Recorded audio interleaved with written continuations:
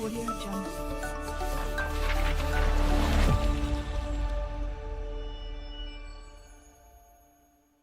Bismillahirrahmanirrahim.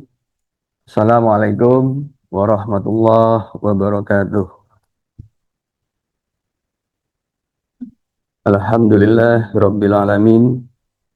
Wassalatu wassalamu ala ashrafil anbiya wal mursalin. Nabiyina Muhammadin wa ala alihi wa sahbihi ajma'in, amma ba'd. Jamaah Masjid Baitul Muttaqin, kita lanjutkan ngaji kita bab ayat-ayat semesta dengan judul kita lebih dalam lagi perihal besi di dalam Al-Quran.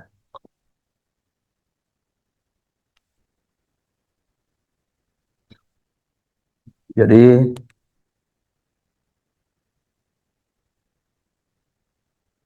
kalau kita membayangkan besi, maka kita membayangkan tiang listrik yang berdiri tegak dan kokoh, begitu ya. Tetapi sebenarnya proses pembuatannya kira-kira seperti ini, ya. Jadi ini mari kita membayangkan bahwa besi yang kita terima dalam bentuk gelondongan atau bahkan plat itu sesungguhnya berawal dari proses yang berupa cairan, ya, berupa cairan, dan itu sangat panas, ya. Dan bagaimana juga bangsa kita harus mengembangkan industri ini, ya. Dan kita sudah punya, yaitu Krakatau Steel. Nah, sekarang jarang dibahas itu ya, bagaimana Krakatau Steel itu, yang dibahas adalah yang lain-lain. Nah, jadi besi itu dipilih menjadi nama salah satu surat di dalam Al-Quran, yaitu surat ke-57, surat Al-Hadid. Yang di dalam surat itu ayat ke-25-nya ada kata-kata Al-Hadid, ya, yaitu ini, ya. Laqad arsalna rusuluna bil bayyinati wa anzalna ma'ahumul kitaba wal mizana liyaquman nasu bil qisti. Jadi ini kalimat yang pertama, sungguh telah kami utus Rasul-Rasul kami dengan tanda-tanda yang terang. Dan kami turunkan bersama mereka, yaitu bersama para Rasul itu adalah Alkitab.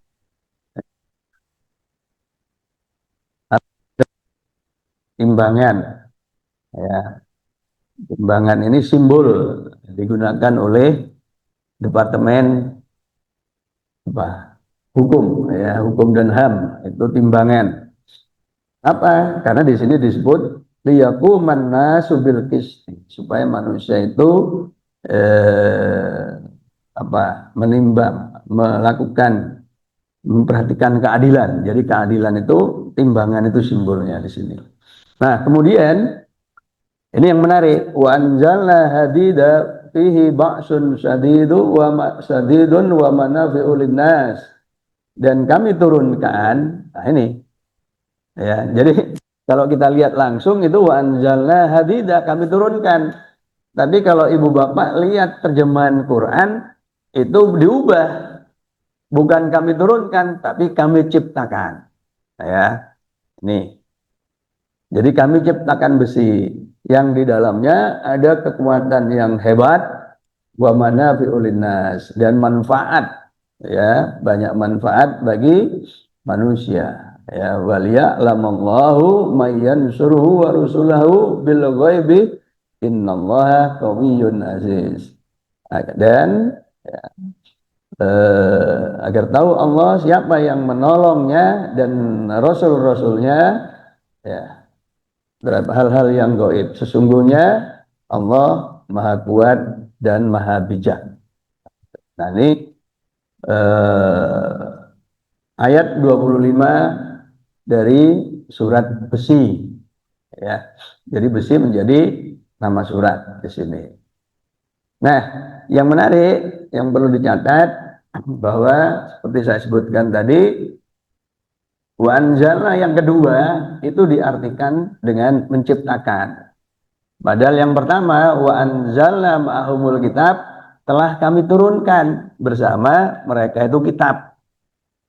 Jadi di sini kita jadi tahu, ya, bahwa nah ini teks aslinya kan ini. Nah, kemudian kita lihat terjemahan, ya. Berarti terjemahannya dilakukan katakanlah oleh orang Indonesia yang tahu bahasa Arab. Itu kan? Ya. Tetapi membayangkan besi, tiang listrik seperti tadi, atau setrika, atau traktor, atau apa lagi lah, ya. Wah, ini kok nggak mungkin ya kalau kami turunkan tiang listrik gitu kan, kami turunkan truk, truk-truk yang apa nggak terbuat dari kayu itu ya, gitu ya, truk-truk tronton apa itu. Terus kami turunkan traktor, kami turunkan apa itu yang meratakan jalan silinder kalau di tempat kan, padahal silinder itu nama ininya tapi keseluruhannya itu. Nah, nggak mungkin ini.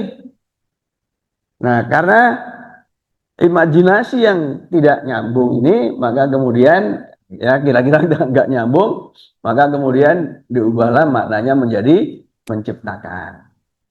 Padahal menciptakan itu kalau kita rujuk Al-Quran sendiri ada 4 kata yang biasa diartikan menciptakan, ya, yaitu kholako, ya, menciptakan, kholakos samawati wal ard. Kemudian ja'ala, ya, menjadikan sebenarnya ja'ala itu. Nah, kemudian sona'a yasna'u, jadi yasna'ul fulka, jadi Nabi Nuh itu membuat kapal, ya. Nah, kemudian fatoro, fatoro samawati wal ard, menciptakan langit dan bumi. Nah, ini, ya, jadi anzalna diubah apa diartikan sebagai menciptakan itu di ayat ini karena nggak kebayang. Padahal kalau kita pernah belajar IPA, guru IPA dulu pernah bercerita tentang seorang pemuda yang namanya Demokritus di Yunani, ya, yang membayangkan bahwa setiap objek apapun itu, misalkan ini, ya, nah ini diiris, potong menjadi bagian yang tidak bisa dipotong lagi. Nah, bahasa Yunaninya adalah atomos. Tomos itu pecah, dibelah, pecah. A itu tidak, berarti tidak bisa dipecah lagi. Jadi itu adalah bagian terkecil dari materi. Itu namanya atomos. Nah, demikian juga dengan besi. Jadi atom besi. Nah, karena atom besi, maka kecil. Jadi wajar kalau kemudian di sini digunakan redaksi kami turunkan atom besi. Ya, kami turunkan atom besi.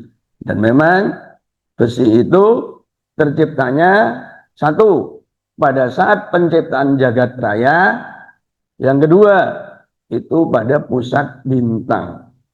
Ketika bintang itu terjadi berproses, ya, temperatur inti pusat bintang mencapai sekitar 1 juta derajat Celcius, ya,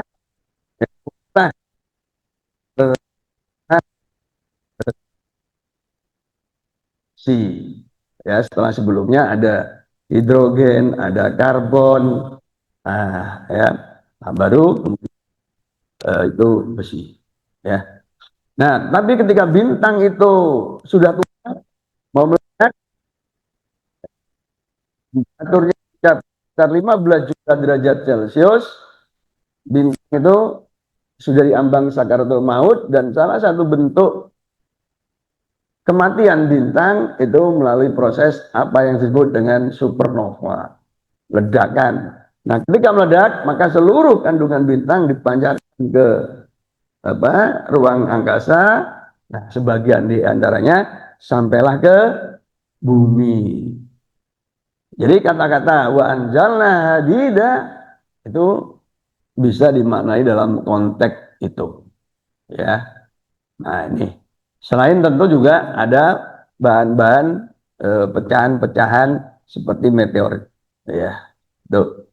Nah, yang di dalamnya juga ada kandungan besi. Nah, jadi, nah ini nggak ada. Oh, ini yang di pojok kok tidur ini, ya. Kalau ngeliat gambar ini kan seneng ini, ya.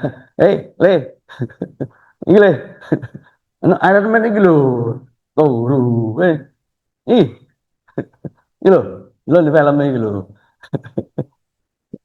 ya. Ini supaya ngajinya juga untuk anak-anak. Lagi, ya, Iron Man manusia besi, ya. Nah ini, ya, itu ya, ya. Nah, ini balik mana yang ngaji sekarang? Ada 6 ayat yang dalam ini. Jadi apa? 6 ayat di dalam surah Al-Isra ayat 50, Al-Kahfi 96, Al-Anbiya 80, Al-Hajj 21, As-Saba, Al-Quran Saba ayat 10 dan Al-Hadid. Ya. Ada 6. Itu 6 ayat yang memuat kata besi, hadid. Nah ini dalam surah Al-Isra. Kul, katakanlah, kunu hijaratan au hadidan. Jadilah kamu batu atau besi. Ya, orang-orang yang apa namanya? Orang yang kufur itu. Nah, ini tentang Zulkarnain, ya. Itu. Jadi tentang Ya'juj dan Ma'juj, ya. Itu. Nah, di sini proses apa namanya? Jadi saya tampilkan gambar, ya, ngecor. Jadi besi yang cair itu, ya, kemudian ditempatkan pada wadah, ya, untuk membentuk apa diformat dalam bentuk tertentu, ya. Nah, ini jadi jangan membayangkan proses membentuknya barang dari besi itu dengan kesaktian, kan ini batangan, ya, lalu dipencet-pencet gitu, ya.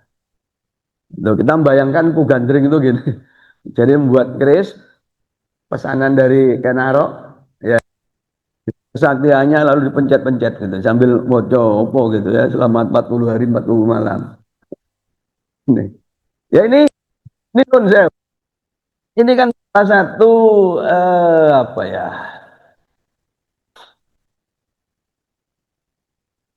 Kelemahan umat Islam begitu. Jadi kalau ada ayat-ayat ada fenomena, maka kemudian yang dilakukan dalam berpikirnya itu adalah eh, apa? Mistifikasi, ya, dimistikkan gitu loh, ya, dan otomatis juga akhirnya diglorifikasi. Jadi ada orang-orang biasa yang kemudian dibesar-besarkan, ya, yang hal-hal tidak mungkin itu kemudian orang itu menjadi mungkin, gitu, ya. Nah ini alasannya apa? Doa, ya, pokoknya sakti intinya, ya dia. Jadi dimistifikasi, jadi bukan rasionalisasi. Nah, itu. Nah, karena yang dilakukan itu adalah mistifikasi dan glorifikasi, maka jangan berharap masyarakat yang seperti ini itu bisa maju. Gitu. Nah ini. Jadi saya khawatir dengan bangsa ini. Ya. Kalau kita lihat pada waktu pemilu kemarin kan data masyarakat kita itu 72% pendidikannya sampai level SMP. Begitu. Nah, karena begitu maka menganggap ijazah nggak penting. Ini dampaknya. Kalau ijazah dianggap nggak penting, jadinya bulat penyelesaian masalah ijazah. Padahal masalah ijazah itu nggak boleh lebih dari 10 menit. Tapi ini kan sudah lebih dari 2 tahun gitu kan. Jadi kalau dilihat dari fenomena ini jangan berharap bahwa bangsa ini bisa maju. Itu kita katakan begitu. Gitu loh ya. Karena menyelesaikan masalah yang sederhana kita nggak bisa. Tuh. Ya.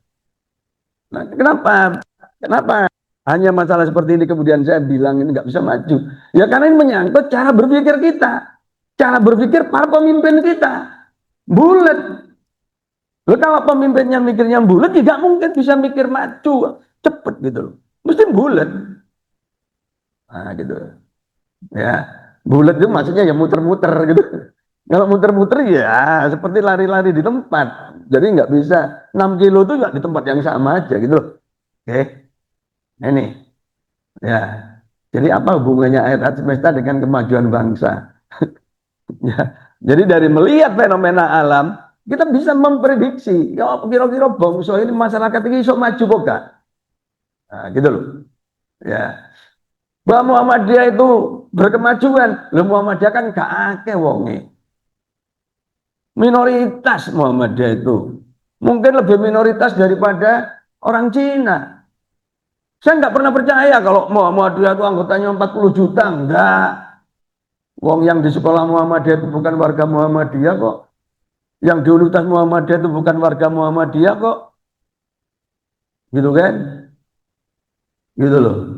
Di Kepote di Muhammadiyah nok piro coba? Ayo.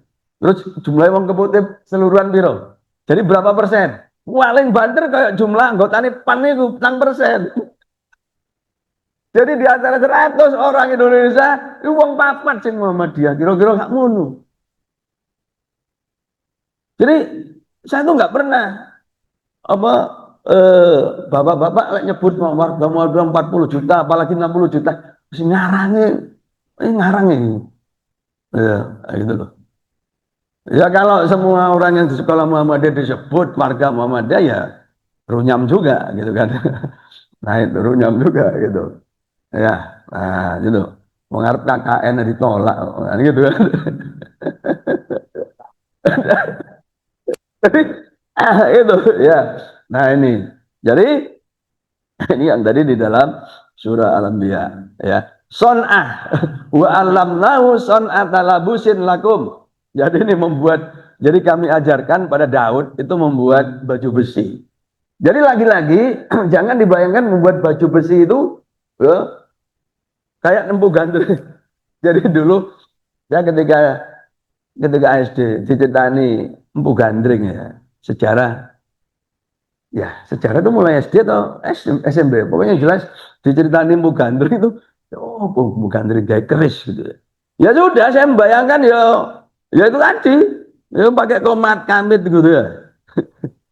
Itu. Saya waktu itu nggak sempat membayangkan bahwa Bu Gandri itu pandai besi. Ya kan mestinya pandai besi ya. Apa namanya dipanaskan, panaskan, pukul gitu ya. Nah gitu ya. Nah, itu. Ini jadi membuat baju besi pada zaman Nabi Daud itu artinya apa? Pada zaman Nabi Daud dulu teknologi sudah relatif canggih, gitu loh. Implikasinya begitu, ya. Nah ini sebagian untuk pembuatan ini ya, ini prosesnya. Nah ini,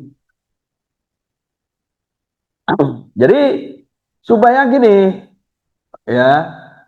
Tapi kalau kita mau mengajak siswa-siswa kita kunjungan ke industri di Surabaya nggak ada ya. Krakatau Steel di mana sana itu? Gimana? Hah? Di Banten ya, Banten itu. Ya, saya waktu di Jepang dulu di Hiroshima pernah diajak ya.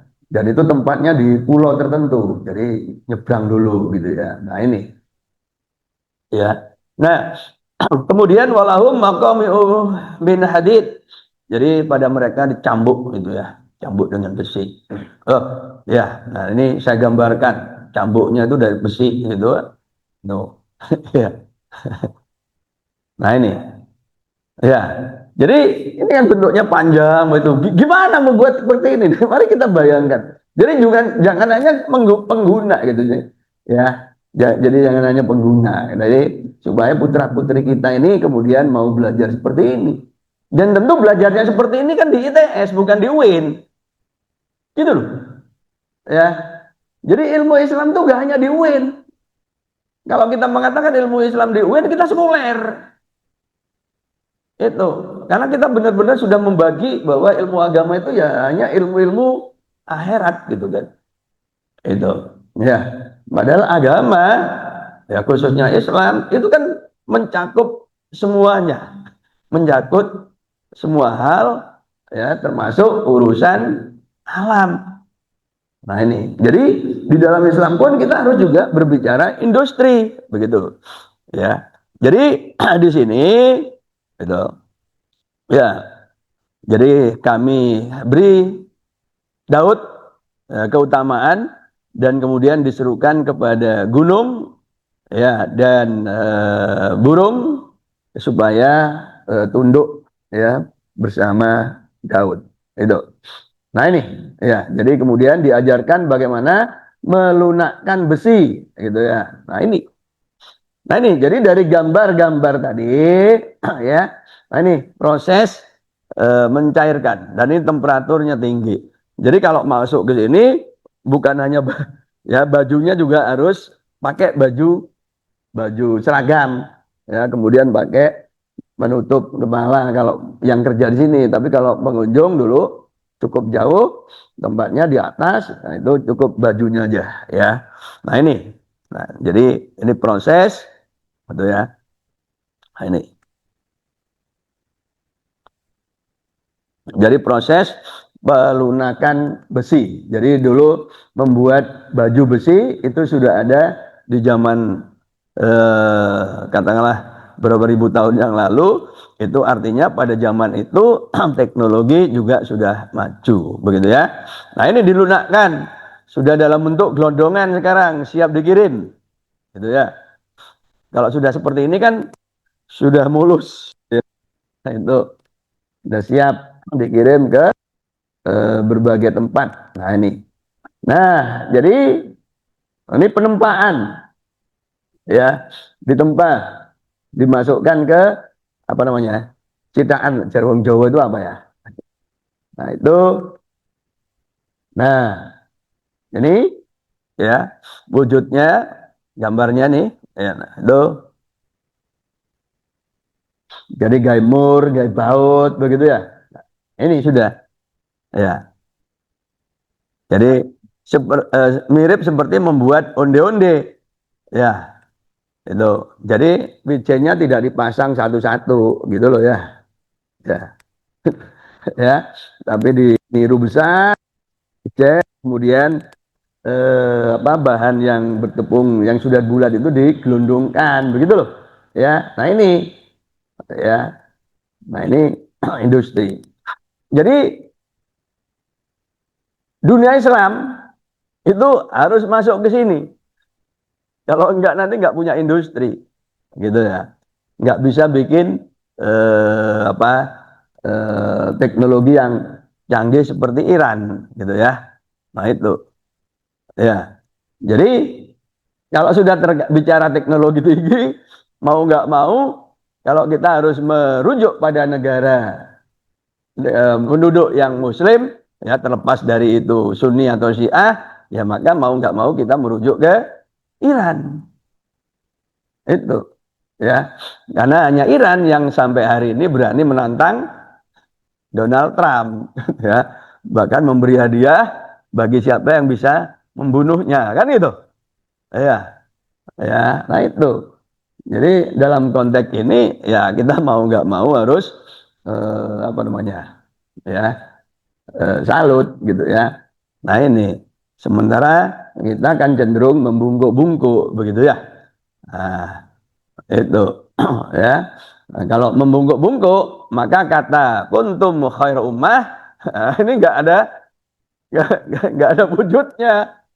Nah, ya khairu ummah kok bungkuk-bungkuk ke orang lain ini kan terus di mana khairu ummahnya gitu kan ya. Jadi mau nggak mau supaya kita punya kekuatan material kita harus mempertimbangkan ya kita harus merealisasi kemampuan untuk memproduksi baja besi baja. Nah gitu kan ya ini contohnya ya itu. Jadi ini yang namanya melunakkan besi, ya membentuk sesuai dengan apa yang kita inginkan, itu ya. Nah ini suratnya, surat Al-Hadid, ya. Ayatnya ada berapa? Ada 29, ya. Suratnya ke-57, ayatnya ada 29, ya. Tuh. Diingat-ingat ini ya nanti ya. Surat ke-57 ayat 29. Ini. Nah, ini ya. Betul. Jadi, ini tadi. Nah, keutamaan besi itu lebih murah, tahan lama, sifat fisik dan mekanik yang baik, begitu ya. Melimpah. Nah, ini ya. Itu.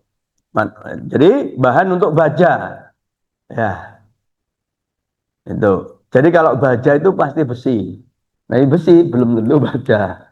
Ya, karena baja itu ditambahi sekitar misalkan 0,5% karbon, maka menjadi baja lunak. Tambahi 2% menjadi baja keras gitu ya. Lalu kalau pengen lebih canggih lagi diberi nikel, diberi krom, diberi mangan itu menjadi baja yang ekstra nanti ya. Nah, ini ya. Jadi makanya kalau kita membayangkan bahwa besi itu jembatan Suramadu misalkan, apalagi Suramadu, nggak kebayang. Wa anjalna hadida, kami turunkan jembatan Suramadu. Wah, gitu kan. Ya, nggak kebayang. Padahal teksnya wa anzalna hadida. Ya, itu nuzulul Quran itu juga dari kata nazala. Itu ya, diturunkannya Quran. Nah, itu ya. Nah, jadi nah ini ya. Nah, sebentar. Ini kok saya ini ya. Nah ini. Jadi kalau kita teori atom ya, nomor atom itu jumlah elektron, proton. Nomor massa itu jumlah proton dan neutron ya. Nah ini. Sebentar. Ini mana tadi ya tabel? Oh. Jadi kalau ini ayatnya ya. Jadi ini mukjizat. Ya, ini mukjizat tentang besi. Ya, mukjizat tentang besi. Nah, yang begini-begini ini ya memang eh, nggak bisa kita temukan di dalam kitab suci yang lain. Ya, kenapa? Karena ini terkait dengan eh, penulisan. Ya, kita tahu, kita yakin bahwa Quran itu teks tulisannya pun itu terjaga. Ya, terjaga. Itu. Nah, detail tulisan itu ternyata juga membawa pesan. Sementara kitab suci yang lain itu kitab suci yang lain dipakai oleh suku yang lain itu sudah berbeda bahasanya. Ya, itu. Di Jepang Quran ya tetap dalam bahasa Quran. Memang ada terjemahan dalam bahasa Jepang gitu kan. Tapi teks aslinya tetap wajib ditampilkan. Nah, gitu ya. Tapi kalau kitab suci yang lain itu ya sudah sepenuhnya terjemahan, gitu ya. Nah, salah satunya ya dengan bertahannya tulisan, maka detail ya dari kitab suci itu bisa diikuti sampai hari ini. Nah, ini adalah salah satu contoh mukjizat ilmiah dari Al-Qur'an ya, itu. Nah, jadi ini ada lingkaran. Lingkaran ini nanti saya tempatkan di dalam lafal Allah. Misalkan ini sabbahalillah ya. Itu telah memuji kepada Allah apa yang di langit dan di bumi. Maka ini lafal Allahnya lillah Allah itu saya lingkari ya. Itu. Ini surat Al-Hadid itu yang memuat kata hadid tadi di ayat ke-25. Nah, lingkaran ini ya ini saya taruh sini ya, kemudian di sini lagi, kemudian di sini ini ada 5 ya. Nah, kemudian saya lakukan terus ini ya, 8 9 10 11 12 13 14 ya, sampai ayat 25 nih, karena yang bercerita tentang diturunkannya atom besi itu tadi ayat 25. Tadi ada 14 ya, 15, 16, 17, 18, 19, 20, 21, 22, 23, 24, 25, 26. Ya. Ada 26 lafal Allah di dalam surat Al-Hadid ayat 1 sampai ayat yang menyebutkan diturunkannya besi tadi. Ada 26. Gitu loh. Ya. Nah, ini. Nah, ternyata ini adalah ada contoh mukjizat. Gitu. Ya. Ini adalah contoh mukjizat. Ya, sesuatu yang jaza ya, yang luar biasa. Jadi ada 26. Jadi kalau Nabi mukjizat Nabi Musa membelah laut, udah tinggal cerita. Mukjizat Nabi Isa bisa menghidupkan orang mati, itu juga tinggal cerita. Ya. Kemudian mukjizat Nabi Ibrahim itu juga tinggal cerita. Tapi mukjizat Rasulullah Sallallahu Alaihi Wasallam itu bisa kita lihat hingga hari ini. Ya. Nah, salah satunya ini. Kita lihat ya. Ini ilmu yang menurut saya perumusnya itu, saya membayangkan ini orangnya sekelas Nabi ya. Sebab nggak mungkin dia bisa katakanlah nyusun keteraturan gitu ya, meskipun ini kemudian disempurnakan, tapi awalnya bisa dibentuk seperti ini kan apa? Kalau hanya mengandalkan suatu yang sifatnya kebetulan itu nggak mungkin gitu ya. Nah ini ya. Nah, yang menarik apa dari tabel ini? Nah ini ya, 26 itu Fe, itu besi. 26 itu di situ apa? Nomor atom. Berarti jumlah elektronnya 26. Itu. Padahal tadi di dalam surat besi apa? Ada lafal Allah ayat 1 sampai 25 tadi ada berapa? 26. Gitu loh ya. Nah ini. Ini kan nggak mungkin kalau bahwa Quran itu karangan Rasulullah.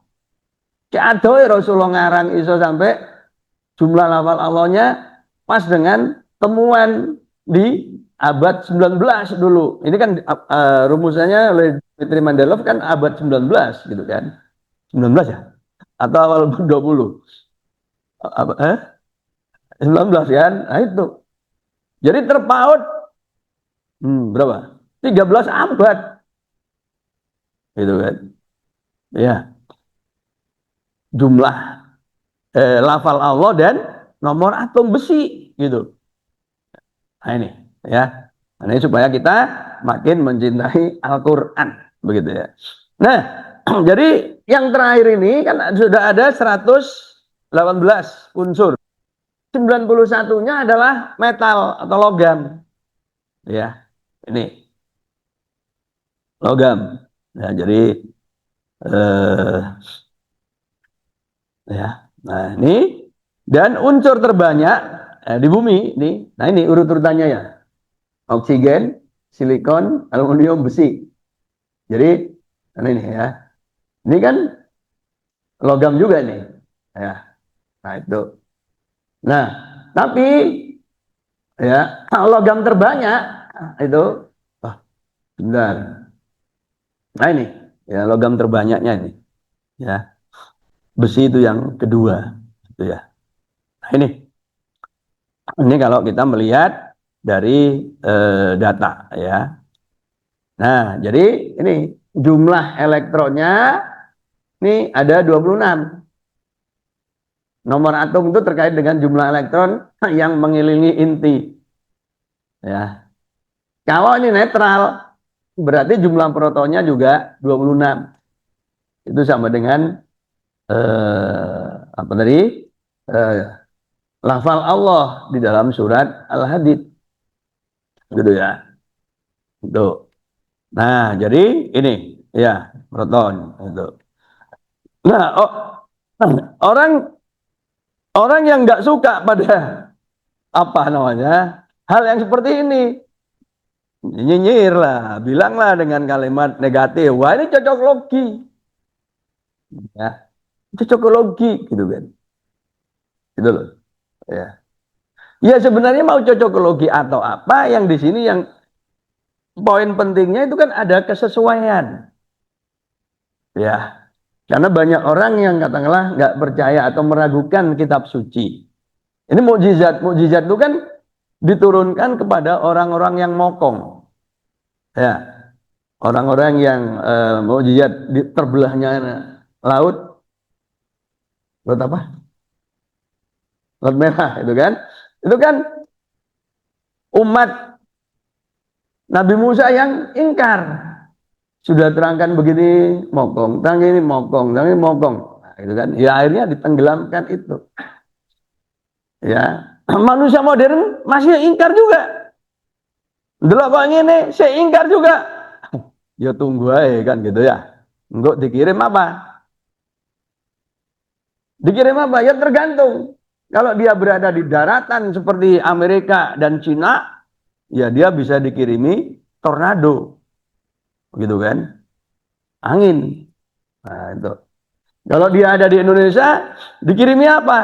Ya, iso tsunami, iso gempa. Ya, gitu loh. Kan gitu. Ya. Nah, itu. Kenapa? Karena bencana itu sesungguhnya diundang, gitu ya. Sekali lagi, bencana itu diundang. Karena itu orang Surabaya harus tenang ya. Musibah insya Allah sudah lewat. Kenapa? Karena pasar terbesar Dollywood sudah ditutup oleh Bu Risma. Jadi pusat kemaksiatan terbesar wis ditutup. Nah, jadi wis gak ngundang musibah gitu loh. Ya. Jadi tinggal apa daerah-daerah lain aja yang mengundang musibah. Ya tunggu saja undangannya dikabulkan oleh Allah, gitu ya. Jadi kalau memfasilitasi, nah gitu ya. Nah ini ya, nah ini besi. 57 apanya? Nah ini isotopnya ya. Ini nomor aslinya 56, ada yang kecil, ini isotopnya ya. Nah itu. Nah, tadi saya minta untuk memperhatikan apa? Ini besi. Ya, besi. Nomornya 6. Jumlah ayatnya 29, nomor suratnya 57. Ini menyatakan energi ikat di sini ya. Ini kalau ya lupa ini di sini. Energi ikatnya di sini. Ya. Kebetulan, cakai kebetulan. Padahal apa? Oh, tidak ada daun jatuh, selembar daun jatuh di muka bumi ini kecuali atas pengetahuan Allah. Wa ma tasqutu min waraqatin illa ya'lamuha. Kan gitu nggih. Nah, itu. Jadi itu ya tentang besi Tapi usul tadi saya dapat pesan, wis ojo suwe-suwe ngaji nih. Ya, tentang asal usul besi, kenapa tadi saya di awal saya sebutkan bahwa terjadinya besi itu pada pusat bintang, ya, pusat bintang. Itu eh, teorinya disebut eh, Big Bang nukleosintesis, ya. Itu jadi, nah itu. Jadi itulah apa perihal besi, ya, yang banyak kita gunakan. Masjid ini bisa berdiri kokoh karena ada kerangka, ya, dari apa namanya tembok-tembok ini yang di situ terbuat dari bahan besi, ya, itu. Jadi itu, dan kita sebagai suatu bangsa yang di dalam rumusan persyarikatan kita ingin membangun masyarakat utama.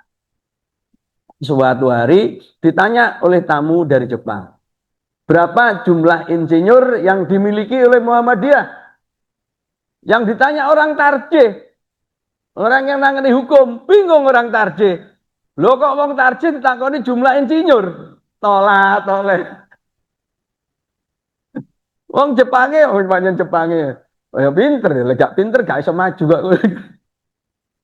Ya, itu loh. Tahu wong tuan rumahnya bingung, akhirnya wong Jepangnya nanya gitu. Loh kalau begitu apa yang dimaksud dengan masyarakat utama oleh Muhammadiyah? Baru ya, baru. Oh, hubungannya merunut dah. Lu masyarakat utama gak dua insinyur, ya apa? Ya toh? Mau pertaniannya ngandalkan sapi, sapi brojol, ya terus gitu kan? Ya nggak bisa. Produktivitas nggak bisa naik. Ya harus dengan apa itu? Ya, iya. Jadi ketika saya di Jepang, saya tinggal di apartemen yang punya seorang kakek gitu ya. Di depannya itu ada berapa hektar. Pas pada waktu itu nggak panen. Jadi yang ngerjakan itu cuma dua orang, kakek dan nenek. Ya, memanen berapa hektar itu cuma sehari. Dia duduk-duduk aja di apa gerobaknya itu. Udah apa sudah kepotong sendiri, lalu sudah apa keluar dalam bentuk bukan beras, apa gabah gitu loh, ya itu lo lek saya nganggo tradisional yang ngundang wong sak kampung, ya jambal kirim mangan sih sarapan kan gitu ya. Ya jadi ingat masa kecil saya dulu gitu ya, seneng kalau pas musim gitu kan jambolu, seneng karena kirim panganan, jangan apa berkuah gitu kan ya, seneng-senengnya gitu ya. Barbar ya nggak bisa menjadi masyarakat industri, nggak bisa menjadi masyarakat utama, uang produktivitasnya rendah gitu loh, ya. Jadi makanya saya juga bingung ketika BRIN memperlihatkan produksinya kepada presiden apa sepatu,